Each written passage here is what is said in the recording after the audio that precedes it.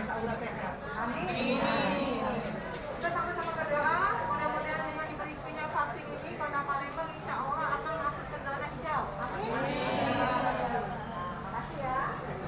Terus, ke meja 4. Oh, masih ada lagi tempat.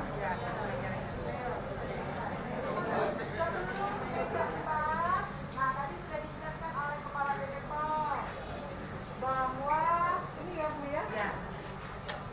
Sebelum ke meja 4, saya ingatkan kembali.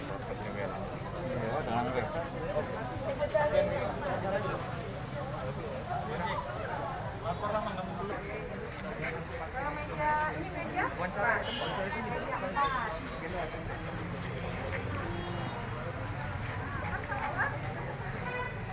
Silakan, kemudian Ibu diobservasi salah satu dokumen. Apa saja observasinya? Ada tulisan. Oh, kita dengar.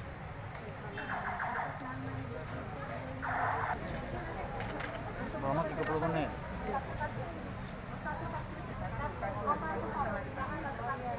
Mana siapa satu-satunya? Masih ada satu lagi.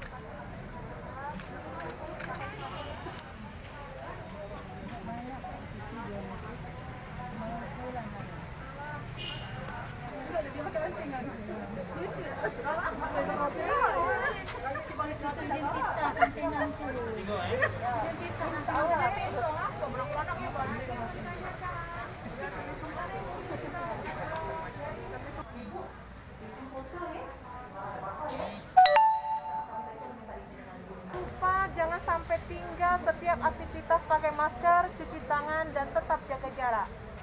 Jangan karena berpikir sudah divaksin sehingga tidak lagi menggunakan masker, tidak lagi menjaga jarak, dan tidak lagi rajin dalam arti mencuci tangan dan menjaga kebersihan. Ada persyaratan tertentu. Jadi tadi sudah sampaikan sebenarnya ada 19 item. Ada 16 item, mohon maaf ya. Salah satunya tidak boleh untuk ibu hamil menyusui. Atau mungkin orang-orang yang mengalami penyakit seperti imun.